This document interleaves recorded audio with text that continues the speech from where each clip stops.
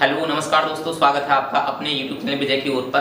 तो दोस्तों आज अपने करने वाले हैं अनुपात समानुपात की क्लास और पूरी एक्सरसाइज अपने पढ़ेंगे। अनुपात समानुपात के बारे में जितने भी सवाल हैं वो पढ़ेंगे। अनुपात समानुपात का मतलब समझेंगे, क्या इसका मतलब होता है और हल्के से हल्का और भारी से भारी सारे सवाल अपने करने वाले हैं। तो सबसे पहले ये वाली जो क्लास रहेगी अपनी, जितनी भी क्लासेस में ये अनुपात समानुपात खत्म होगा पूरी एक्सरसाइज में कराने वाला हूँ। हाँ, ये वाली जो अपनी क्लास रहेगी वो आधारित रहेगी बेसिक पे। ठीक है, इस क्लास में मैं आपको सिर्फ इंट्रोडक्टरी क्लास के तौर पे बताऊंगा। इसका इंट्रोडक्शन दूंगा कि अनुपात समानुपात क्या होता है और अनुपात समानुपात के कितने प्रकार होते हैं, किस किस तरह के अनुपात समानुपात होते हैं, किस किस तरह का अनुपात होता है और अनुपात का मतलब क्या है, समानुपात का मतलब क्या है और छोटी छोटी बातें जो अनुपात समानुपात से संबंधित है उन सब के बारे में अपने चर्चा करने वाले हैं। ठीक है, तो सबसे पहले हम समझेंगे कि भी अनुपात क्या है। ठीक है, अनुपात समझ ले रहे हैं। सबसे पहले अनुपात मतलब रेशियो। ठीक है, इंग्लिश में क्या बोलेंगे हम, रेशियो, और समानुपात को इंग्लिश में क्या बोलते हैं, प्रोपोर्शन। ठीक है, तो सबसे पहले हम समझेंगे कि अनुपात क्या है। तो अनुपात का देखो मतलब क्या होता है या रेशियो का मतलब क्या होता है। रेशियो मतलब जैसे रेशियो का मतलब जैसे आप छोटी भाषा में समझ पाओ, सरलतम भाषा में, तो हम इसे ऐसे बता सकते हैं कि अगर दो राशियों की तुलना करानी हो, है कि दो राशियों का तुलनात्मक जो संबंध होता है वो क्या कहलाता है, अनुपात कहलाता है। ठीक है, तो ये वाली बात आप चाहे तो लिख सकते हो नोट करके, चाहे समझ सकते हो। दो राशियों का, और दो राशि कैसी, सजाती होनी चाहिए, यानी समान प्रकार की राशि होनी चाहिए। दो सजाती है, ठीक है, ऐसा ना विजाती है। इसका मतलब समझाऊंगा कि सजाती है और विजाती का मतलब क्या है। दो सजातीय राशियों का तुलनात्मक संबंध। ठीक है, तुलनात्मक संबंध, यानी ये बात आपको समझ में आ गई होगी कि दो सजातीय राशियों का जो तुलनात्मक संबंध होता है उसे क्या कहा जाता है, अनुपात कहा जाता है। ठीक है, दो सजातीय राशियों की तुलना करेंगे तो उसे हम क्या बोलेंगे, अनुपात बोलेंगे। अब दो सजातीय राशि, सजातीय का मतलब है कि उनकी यूनिट सेम होनी चाहिए, इकाई सेम होनी चाहिए, है ना। जैसे मान लो अगर मुझे चाल का अनुपात निकालना है, किसी की चाल ये ए बॉडी है, इसकी चाल है B1 और कोई दूसरी बॉडी है B और इसकी चाल है B, तो मुझे जब भी अनुपात निकालना होगा तो कैसे निकालूंगा भाई, इसका अनुपात आराम से निकाल सकता हूँ B1 और B2 का। क्यों? क्योंकि ये भी चाल है, ए बॉडी की भी चाल है और ये दूसरी B बॉडी है, इसकी भी ये चाल है, तो चालों का चाल से अनुपात निकाला जा सकता है। हाँ, ऐसे अनुपात ना निकाल सकते हम कि भी जैसे एक तो है मतलब या तो आप ऐसे मान लो कि भी पुरुष है, ठीक है, और पुरुष है, या फिर अब दूसरी कोई और मतलब इससे जो विजाती है उसका अनुपात, जैसे मान लो साइकिल है, ठीक है, साइकिल से अनुपात, तो अब इस तरह से अनुपात ना निकालेंगे। यानी सजातीय वस्तुओं का, सजातीय राशियों का तुलनात्मक अध्ययन क्या कहलाता है, मतलब अनुपात कहलाता है। ठीक है, तो इस तरह की राशियों का हम अनुपात करना सीखेंगे। अब इसके बाद में भाई राशियों का तुलनात्मक अध्ययन समझ में आ गया। तुलनात्मक संबंध क्या होता है, अनुपात होता है। अब अनुपात का मतलब है कि इसके बाद में अनुपात से क्या क्या बातें निकल के आएंगी, तो दो तीन बातें जो आपको ध्यान रखनी है। जैसे देखो सबसे पहले क्या करना है, जैसे सबसे पहली बात आपको याद रखनी है कि अगर कोई भी अनुपात दे रखा है, जैसे मान लो कि 1:2 3 दे रखा है। अब इस अनुपात में अगर किसी भी संख्या से हम गुणा करा दें, अगर एक ही संख्या से अगर इस अनुपात में गुणा करा दें तो इस अनुपात पर कोई फर्क पड़ने वाला ना है। तो ये बात आपको याद रखनी है कि किसी भी अनुपात में अगर किसी भी संख्या से गुणा करा दें, समान संख्या से गुणा करा दें, समान अनुपात किसी भी अनुपात में, तो उस अनुपात पे कोई फर्क ना पड़ता है, यानी हम ऐसा कर सकते हैं। तो जैसे मान लो ये 1, 2, 3 अनुपात, अब इसे मैंने क्या कर दिया, 4 से गुणा कर दिया, नहीं तो ये कितना हो जाएगा, 4 × 4, ये कितना हो जाएगा, 4 दूनी 8 और 4 दिए कितना हो जाएगा, 12। मतलब ये हो गया कि मैंने सब में क्या करा दी, 4 से गुणा करा दी, तो अभी भी इस अनुपात पे और इस वाली संख्या में कोई फर्क ना आएगा अनुपात में। ठीक है ना, ये भी उतना ही अनुपात है और ये भी उतना ही अनुपात है। अगर हमें कोई संख्या दे रखी है तो हम उसे अनुपात में कर सकते हैं। जैसे मान लो हमें दे रखा है 40:60, अब इसे मुझे छोटा करना है तो लघुत्तम रूप करना है इसका। तो किसी भी अगर संख्या दे रखा है और उसका अनुपात निकालना है, उसका लघुत्तम रूप हमें बनाना है, तो उसके मासा से उसे डिवाइड कर दो, यानी मासा से काट दो उसे। 40 और 60 का मासा कितना है, 20 है, तो 20 से काटेंगे तो 20 दूनी कितना हो जाएगा, 40, और 20 के कितना हो जाएगा, 60। तो इस तरह से इनका जो अनुपात हो जाएगा वो कितना हो जाएगा, 2, है नहीं। अनुपात इस तरह से जैसे लिखा हुआ है कहीं पे 2:3, ठीक है, तो हम इसे ऐसे भी लिख सकते हैं 2/3, यानी 2/3 का मतलब भी क्या होगा, यही बात होगी। इस तरह से भी लिख सकते हैं और इस तरह से भी लिखा जा सकता है। तो ये अनुपात की बात है। दूसरी बात समझ में आ गई होगी आपको। पहली बात की किसी भी संख्या में गुणा या भाग किया जाए, भाग करोगे तब भी कोई दिक्कत नहीं, सेम संख्या से अगर गुणा या भाग करोगे तो अनुपात को कोई फर्क ना पड़ता है। अगर दूसरी बात क्या रखनी है कि कोई भी अनुपात दे रखा है उसे सरलतम रूप में लाया जा सकता है, उसके मासा से सिंप्लीफाई करके, यानी मासा से गुणा करा देंगे, ये दूसरी बात हुई। तीसरी बात क्या याद रखनी है कि अनुपात से और क्या पता चलता है। तो अनुपात से एक बात और पता चलती है कि जैसे मान लो कहीं पे भी लिखा हुआ है कि भी एक ए बॉडी है और एक बी बॉडी है, यानी और एक सी बॉडी है, इसका अनुपात है 1, 2, 3, ठीक है। किस अनुपात में है ये तीनों वस्तुएं? 1, 2, 3 के अनुपात में है। तो 1, 2, 3 के अनुपात से हमें क्या निष्कर्ष निकल रहा है, हमें ये पता चल जाएगा कि अगर कोई भी बॉडी ए जो है अगर उसका मान 1 है या उसकी वैल्यू 1 है तो बी जो है उसका कितना है, 2 मान लेके बैठा हुआ है, या उसका बी कितना है, दुगना है। ऐसे ही सी जो है कितना मान लेके बैठा हुआ है, सी जो है वो 3 मान लेके बैठा हुआ है, यानी 3 गुना हो जाएगा। तो ये चीज पता चलती है, यानी अनुपात हमें ये भी बताता है किसी वस्तु की दूसरी की तुलना करके कि दूसरी वस्तु उसका कितने गुना है या किस तरह से उसमें संबंध है, ठीक है। तो ये 2-3 बात समझ में आ गई होंगी। तो एक तो ये बेसिक सी जानकारी आपको थोड़ी सी जो आपको याद रखनी है, ठीक है, और ध्यान रखना है इसके बारे में। अब इसके अलावा और कौन सी बातें हैं, अब हम थोड़ा सा पढ़ेंगे इनके अनुपात के प्रकार के बारे में, ठीक है। आइए दोस्तों अब अपने समझते हैं अनुपात समानुपात के प्रकार, यानी प्रकार, अनुपात के प्रकार कौन से हैं। तो इसके अनुपात के प्रकार कौन कौन से हैं, अनुपात के प्रकार, अनुपात के प्रकार, ठीक है। अनुपात के क्या पढ़ने हैं हमें, प्रकार। अब देखो कौन सा होता है। तो सबसे पहले हमें एक तो याद रखना है अनुलोम अनुपात। सबसे पहला कौन सा है अपना, अनुलोम अनुपात, ठीक है, अनुलोम अनुपात, ठीक है। दूसरा कौन सा पढ़ना है हमें, दूसरा पढ़ना है प्रतिलोम, ठीक है, इसका उल्टा है प्रतिलोम अनुपात, प्रतिलोम अनुपात, प्रतिलोम अनुपात।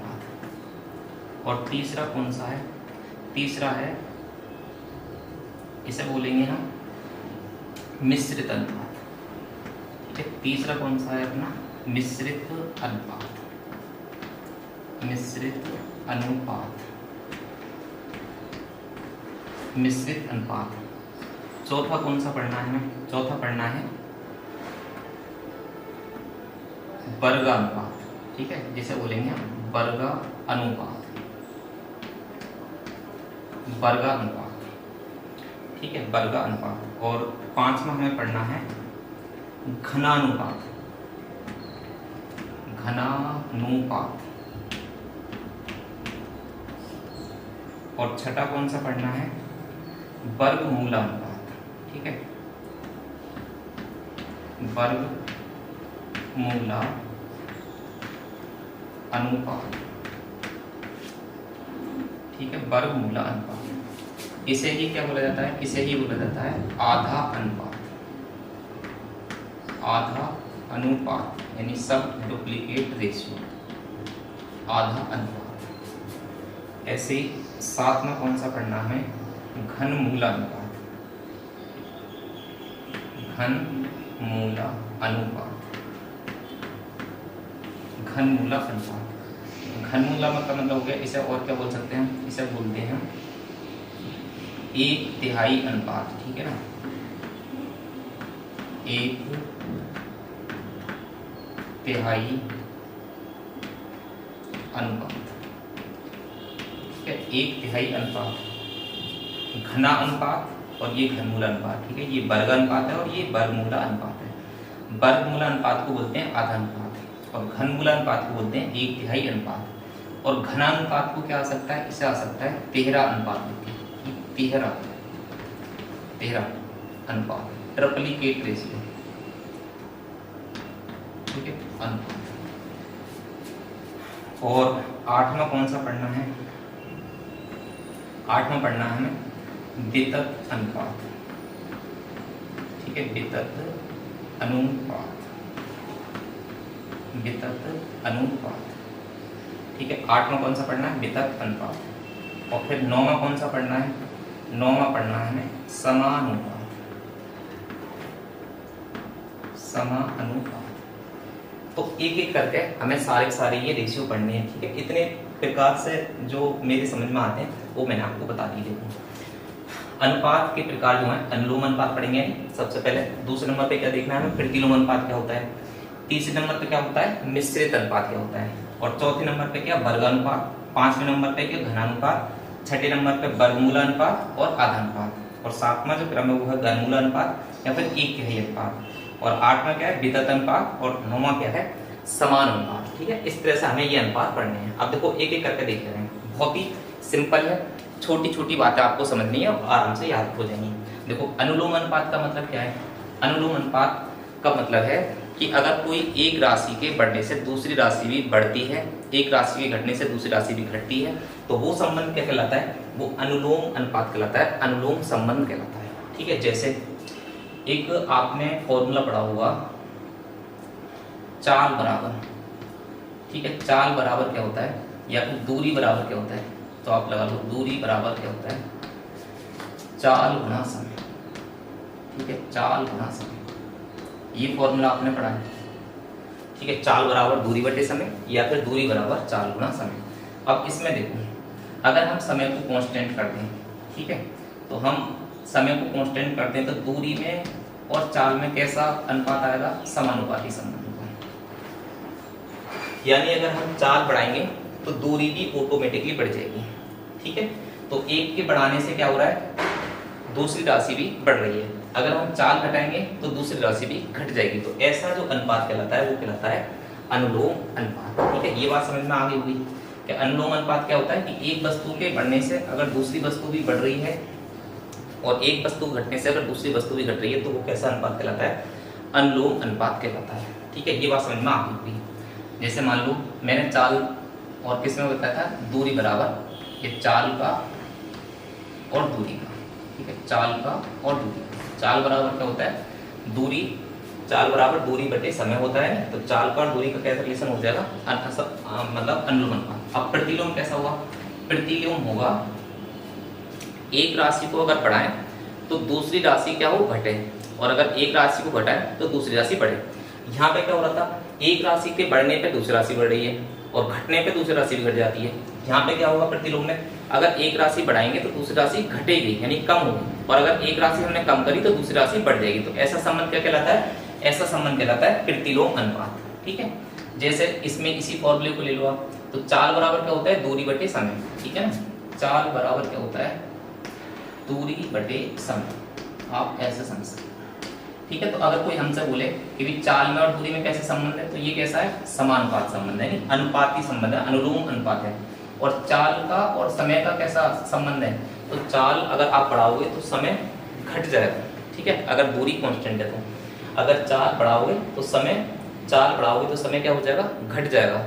और अगर आपने चाल घटाई है तो फिर समय बढ़ जाएगा। ठीक है, तो ऐसा रिलेशन जो उल्टा हो, अपोजिट हो, विपरीत हो।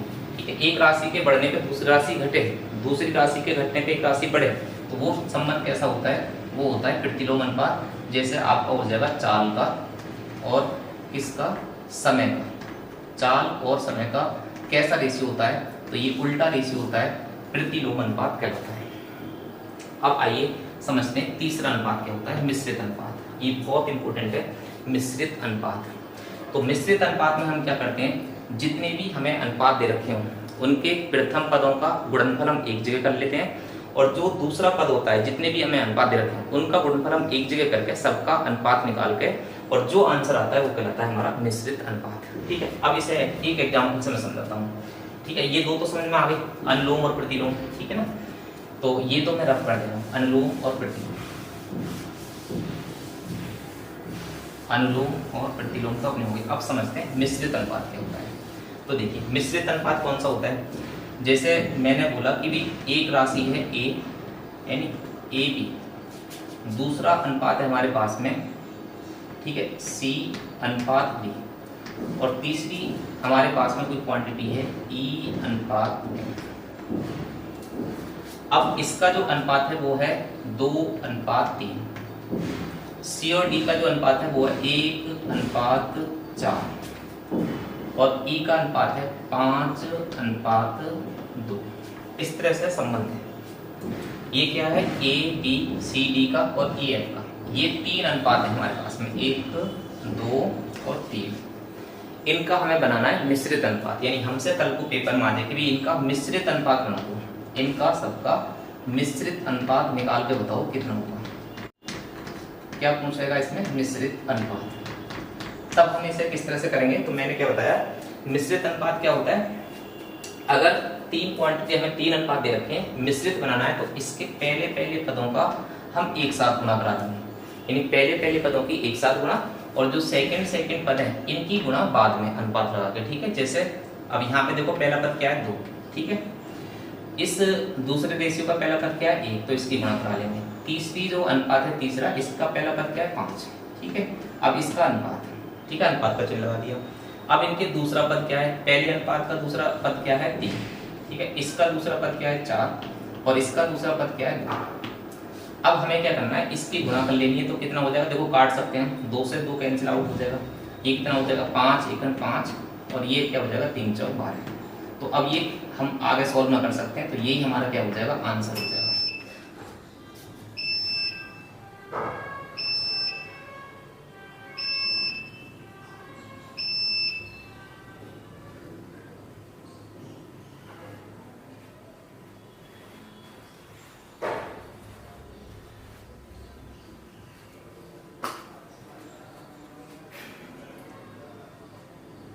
यही क्या हो जाएगा हमारा 5:12, ये क्या कहलाएगा, मिश्रित अनुपात। तो ये बात आपको समझ में आ गई होगी कि भी मिश्रित अनुपात हम किस तरह से निकालेंगे और मिश्रित अनुपात क्या होता है। मिश्रित अनुपात क्या होता है समझ में आ गया कि भी सब जितने भी अनुपात हमें दे रखे हैं उनके पहले पदों की गुणा करा लेनी है, फिर अनुपात का सिंबल लगाना है और उसके बाद में उसके दूसरे पदों की गुणा करा के और वो हमें सीधा सा सॉल्व आउट कर लेना है, ठीक है। तो हमारा मिश्रित अनुपात निकल कर आ जाएगा। यानी पेपर में ये बात आपको याद रखनी है कि भी मिश्रित अनुपात आपसे पूछा है और पूछा जाता है पेपर में, तो कभी आप आराम से, ये बात आपको पता होनी चाहिए। यानी अगर एक बार को ना पता है और सवाल आ जाए तो सिंपल सा सवाल होगा और आपसे रह जाएगा, तो वो फिर ऐसा ना होना चाहिए, ये चीज़ आपको पता होनी चाहिए। चलिए, तो ये बात होगी मिश्रित अनुपात की।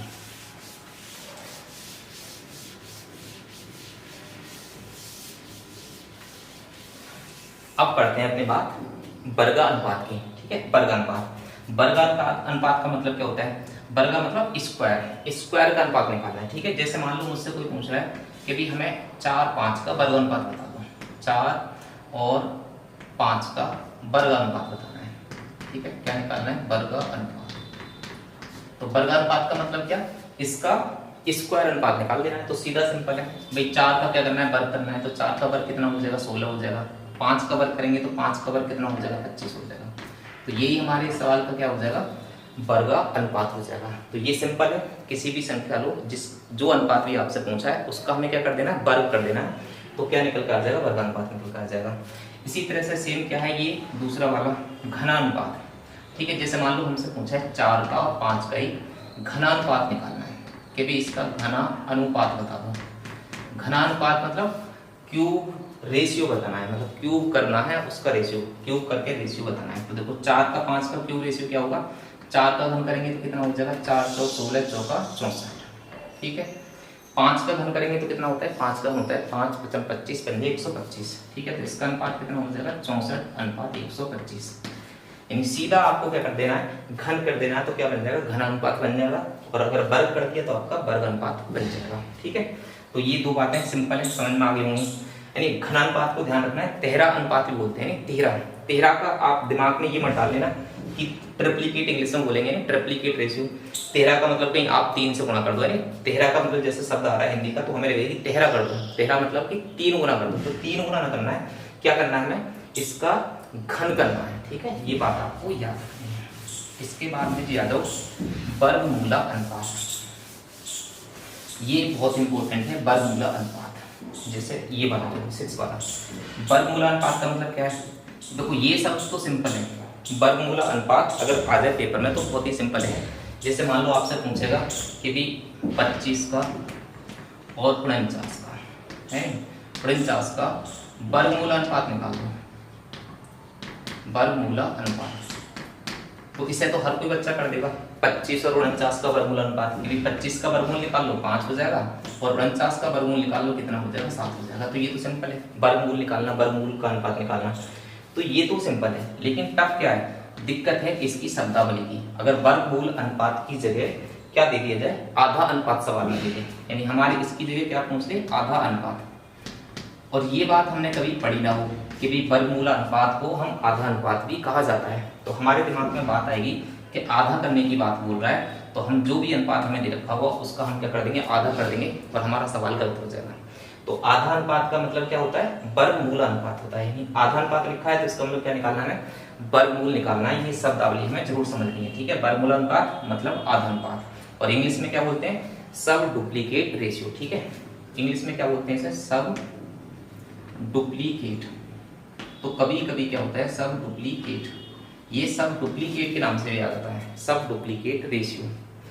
इसी तरह से सेम याद रखना है घनमूल अनुपात, ठीक है। ये क्लियर हो गया।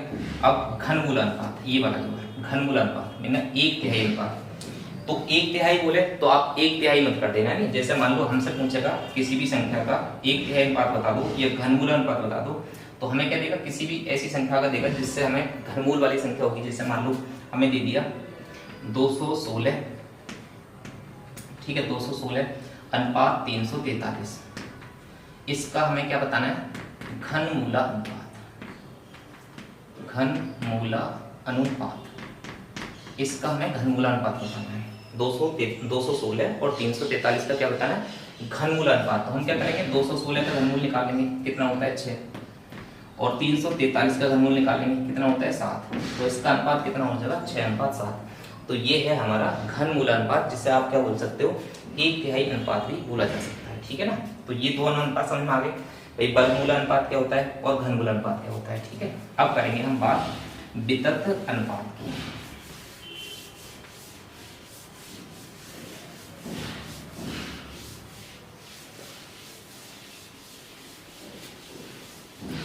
वितथ अनुपात, ठीक है। वितथ अनुपात का मतलब क्या होगा, देखो जैसे मान लो एक अनुपात है A/B, ठीक है। ये कौन सा पढ़ रहा है, वितथ अनुपात, A/B, और बराबर दे रखा है C/B, यानी कोई से भी दो अनुपात में बराबर कर रखे हैं, और हमें क्या करना है, इसमें निकालना है कि भी A और B में अनुपात क्या करना है, हमें वितथ करना है। तो वितथ का मतलब होता है कंटिन्यू की, मतलब जैसा अनुपात ये, तो अब कंटिन्यू करने के लिए क्या करना पड़ेगा, इसमें कोई ऐसी संख्या होगी जो इसमें भी मौजूद होगी, है नहीं। तो हम क्या करेंगे, इस वाली टर्म को क्या कर दे रहे हैं, B कर दे रहे हैं, और इस वाली संख्या को क्या कर दे रहे हैं, C कर दे रहे हैं, ठीक है।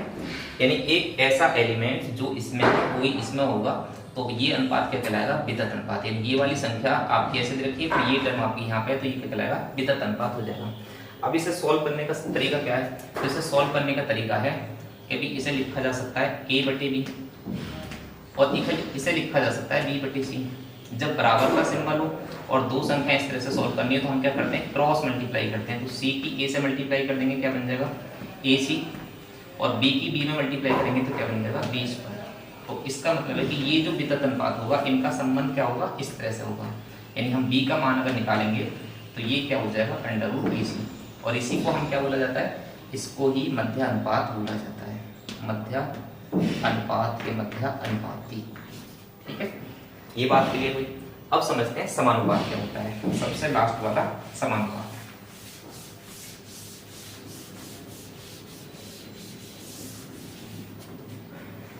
देखिए ये है अपना 9वें नंबर का समानुपाती। समानुपाती का मतलब क्या होता है, समानुपाती, तो समानुपाती का जो मतलब होता है वो होता है कि अगर कोई भी दो अनुपात आपस में बराबर है, तो फिर वो संबंध कैसा कहलाता है, वो कहलाता है समानुपात, ठीक है। कोई से भी दो अनुपात बराबर कर लो आप, तो कैसा कहलाएगा, समानुपात। जैसे मान लो A और B, ठीक है, और एक अनुपात है C और D, ये आपस में क्या है, ये आपस में है बराबर है, तो हम क्या करेंगे, इन्हें ऐसे कर देंगे, ठीक है। तो हम इस तरह से लिखा जा सकता है, और जब इस तरह से लिखा जा सकता है तो समानुपात का चिन्ह हम बनाएंगे, तो किस तरह से बनाएंगे, समानुपात को ये चिन्ह भी, इस चिन्ह का दिखाने के लिए हम क्या दिखाते हैं कि भी समानुपात का इस तरह से दो अनुपात दिखा हुआ इस तरह से, तो ये हमारा क्या कहलाता है, समानुपाती का चिन्ह। तो बराबर की जगह हम क्या लगा सकते हैं, इस तरह से समानुपाती का चिन्ह। अब क्या माना जाएगा कि भाई ये वाला जो अनुपात है वो इसके अनुपात के बराबर है। तो हम इसे कैसे लिख सकते हैं, A अनुपात B बराबर C अनुपात D। अब इसे सॉल्व करेंगे तो कैसे हो जाएगा, A बटे B, ठीक है, बराबर क्या हो जाएगा C बटे D। अब क्रॉस में मल्टीप्लाई करेंगे तो क्या हो जाएगा A अनुपात AB और बराबर क्या हो जाएगा BC। ठीक है, ये बात क्लियर होगी। ये रिजल्ट हमारा निकल का आया। जब कोई दो अनुपात समानुपात में होंगे तो उनमें कैसा संबंध होगा, इस तरह से। यानी ये क्या है तुम्हारा प्रथम पद, यानी A क्या है प्रथम पद, B क्या है चतुर्थ पद, D क्या है दूसरा पद और C क्या है तीसरा पद। इसका मतलब ये हो गया कि अगर कभी भी हमें ये दे रखा हो कि भी इस तरह से 2 4 संख्याएं हैं और ये इस तरह से समानुपात में है, 2 अनुपात हैं और ये समानुपात में है, या फिर 4 हमारी कोई चीज है, 4 वस्तुएं, 4 संख्याएं और वो इस तरह से अनुपात और समानुपात में है, तो हम इसका किस तरह से रिजल्ट निकाल सकते हैं। हम डायरेक्टली जल्दी से ये बता सकते हैं कि अंदर वाले पदों की जो गुणा होगी वो बाहर वाले पदों की गुणा के बराबर होगी। कैसे, क्योंकि हमने इस चीज का प्रूफ ये कर रखा है। ठीक है, बात आई समझ में।